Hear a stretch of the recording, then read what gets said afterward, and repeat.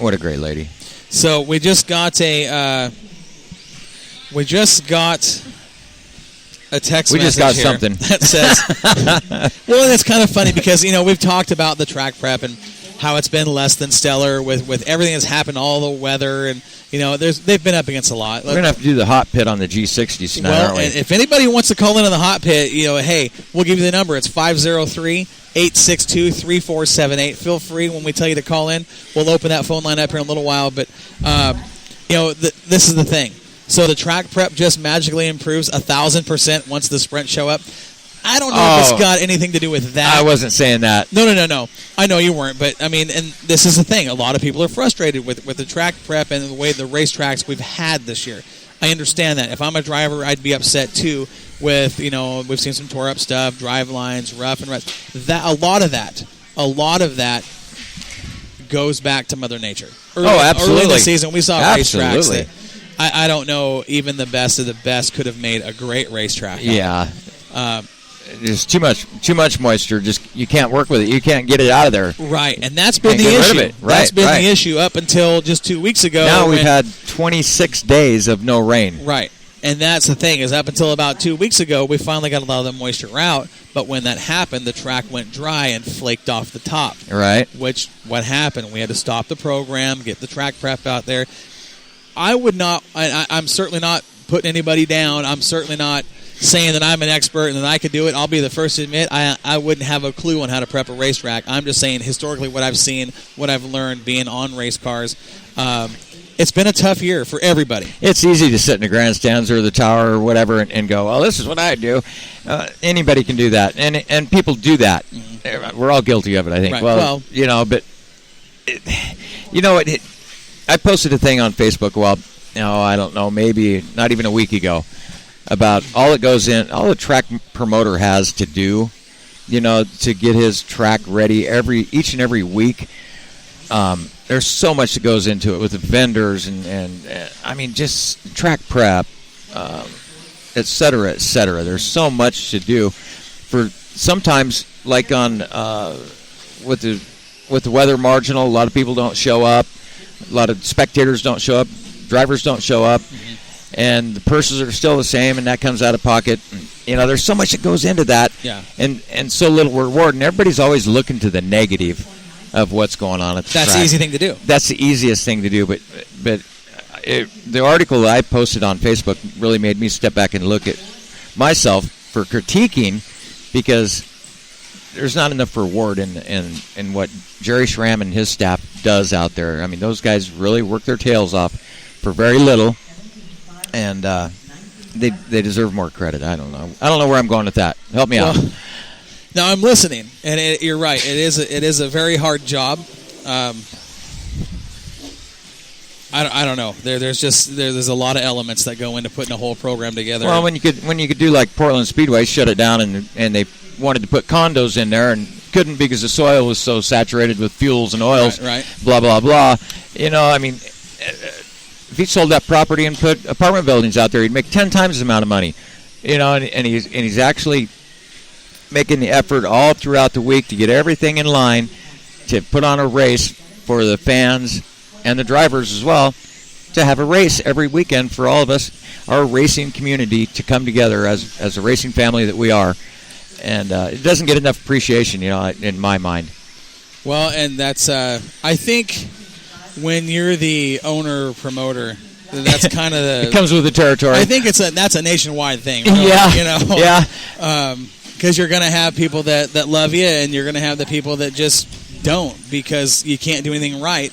But then the people that love you, you can't do anything wrong. It's kind of seems to be one way or the other. Right. I'll be right in the middle. Claire Cup. Let's... It's hot in here. Oh, man. It is. It actually really is.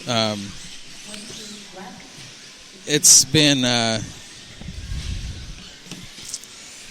exciting week, just with all the...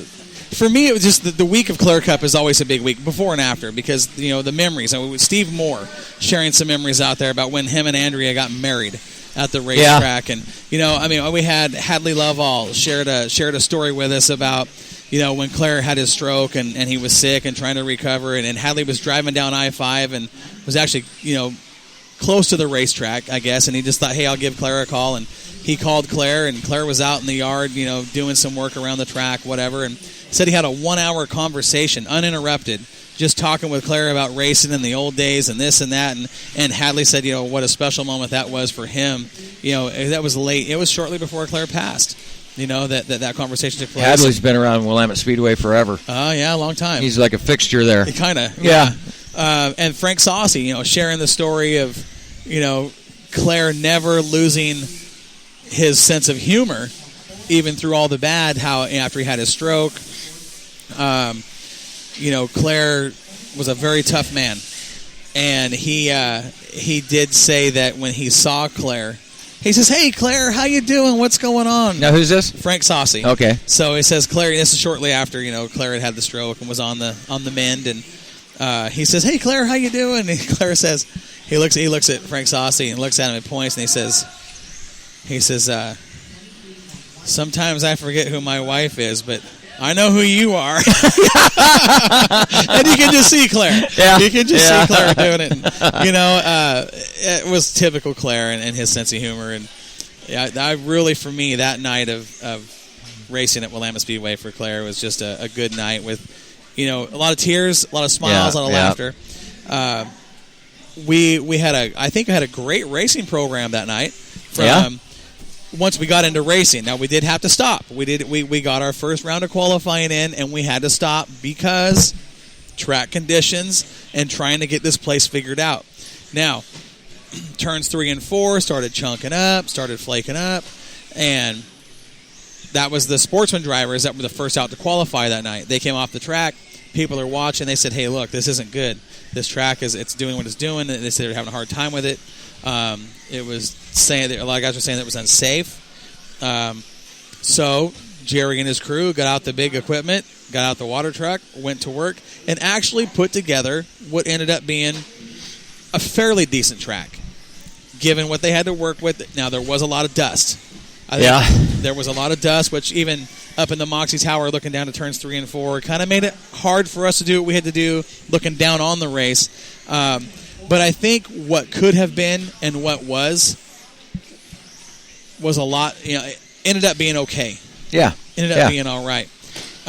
We did have to eliminate qualifying and dashes, but the heat races and the mains that we saw where I thought the racing was... I thought it was awesome. I did too. I thought we had some really good racing. Good as it gets. And I wish we had our computer system here to look up... results. Yeah. Yeah. But we do have a lot to talk about. Well, we might also let all the listeners know that Joel Imamura widescreen is not here because he's working in the fields. I think he's a shovel operator or something. I don't know what I think he's running combine. Isn't he? Something. Yeah, something. Yeah. Some of the summer harvest equipment, anyway. And he might be listening. I know he might was be last week, and he's been working working overnight, actually. Yeah. And they don't want to work in the heat of the day. So just in case anybody is wondering, that's why he's not here right now. Right. And with our technical screen and everything. He's going to be gone for about the next month or so. That's kind of the feel that we're getting from him because of what he does. Farmer's hours. Yeah. Wouldn't want him. Now I'm trying to get to the results here. The Wi-Fi. There's a lot of people here, and I know we're supposed to be, is it? Well, we're supposed to be on one channel for us here, the Wi-Fi at Northwest Hobbies, but I'm trying to reconnect. Oh, so we'll do it. We'll do it. But let's go ahead and talk about street stocks. Street stocks at the... Widescreen's listening. Oh, I just figured got he was. Ding. Yeah. I can't say that, Joel. Yeah, we can't say that, Joel. Jerk. Foul-mouthed Joel. It doesn't ever change with him. It doesn't. No. Talks like a farmer. He does. Truck driver. Yeah. I'm trying to bring up these results. I apologize, guys. He's out there slopping the hogs or some crap, isn't he? He is. He is a hog. Yeah. Okay, here we go. We're connecting. These live remotes are not easy. Joel, we miss you on the on the stats page, buddy. We really miss having that right in front of us. We miss having that. Yeah, not Joel, just that. We love you, buddy. These live remotes are not easy. There's a lot of setup that goes into this and getting things right and trying to tune things, and it's been a challenge to say the least. But we're going to get into the show, and we're gonna talk about some things. But when are we going to do that? Right about now. Oh, okay. Yeah, Okay. I'm just trying to bring out some things here. It's just. We got good background music playing right now. It must be looks like a dash. There's only like 4 cars out there. Are we lining up? You know when they're running these cars, they actually have transponders on them. They do, and they have a computer-generated voice that tells them their lap times. Right. I thought that's pretty cool. It is crazy. Yeah. Because at first it sounds like there's a lady up there saying 15.551. Yeah. And it's actually a female computer-rated. Is that a word? 21 computer-generated? Computer-rated. Rated? Computer-rated. Is that a word? Computer-rated. Computer it is now. It is on I like Northwest it. Dirt News. That's right. That's Here at Moxie computer-rated. Media, we come up with our own stuff. That's right. I want to talk about points. Let's because we posted some points. If you guys haven't seen where you're at in points or what's going on, you can actually go to Moxie Media Promotions Facebook page. We've got points for all divisions posted up, and no Hornets on the schedule last week. But points leader Tracy Muse is still up by a huge margin. Oh, yeah. It has to be. 259. He's scored 4 consecutive wins out of 5 races. Crystal Flath, who's had a little help with Greg Davidson piloting her car. Now, I saw she came back and ran a race in Banks, I believe. Yes. Yes. She's back. Good for her. Glad to see that she's back behind the wheel and she's doing okay and has a quick recovery. Yes, it was. Muse has scored a total of 259 points so far this season. Second place is 99. No way. That's Crystal Flath. Well, you could take the rest of the year off. It's pretty darn close. Third place is Ryan Trask, 97. Fourth place, yep. Fourth place is Rollo Vorn with 95, and Steve Dove, another one of the Amco cars, rounds out the top 5 with 91. Wow. Yeah, rookie driver Kelsey Van Sant is 86. Or Michaela Campbell is 6th in points with 89. Then Kelsey Van Sant with 86. Those are your top 6 in points there for the Hornets. Street stock points. This is interesting.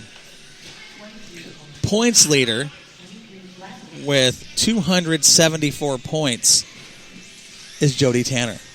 Nice. Now, this is why I say it's Way to interesting. go, We're going to Jody. talk about this here in a minute. Jody Tanner is your points leader in the street stocks, 274. Second in points, Dakota Goddard with 250. Nice. Way to go, Dakota. 7 markers ahead of Kevin Roberts, who sits third with 243. Wow. David Cronk, 234. Those guys are 3rd and 4th when you... Just right off top, I would have thought they were 1st and 2nd. You would think. All right. Yep. Well, cool. And then Sean French actually is 187. In 5th? In 5th. But listen to this. This driver's missed 2 races, but he's won the last 3, has scored 155 points, sits 6th is Brian Cronk. Wow. Then Mackenzie Lockhart in 7th with 144. Justin All Evans right, in Mackenzie. 8th. Oh, she's got 150. Justin Evans, 8th, 144. Kendall Irvine, rookie driver, sits in the top 10 with 137. And Brandon Crawford, 128 in 10th place. You know, just shooting from the hip, I wouldn't have had them in that order. You know what? It's interesting, It like is. you said. It is. So if we move over here to the sportsman points. Sportsman points, your leader, James Slover, the 25. Now, I saw he's going to be out for a while.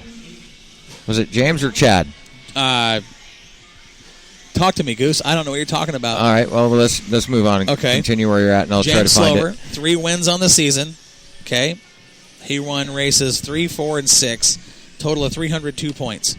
Jeff Rash sits 2nd in sportsman points, 278. Eric Lindquist, 3rd with 250. Lauren Cruzy is 4th in points in the sport mod with 246. Then it's Jeff Titus with 1 feature win. He won the first race of the year. Okay, 231.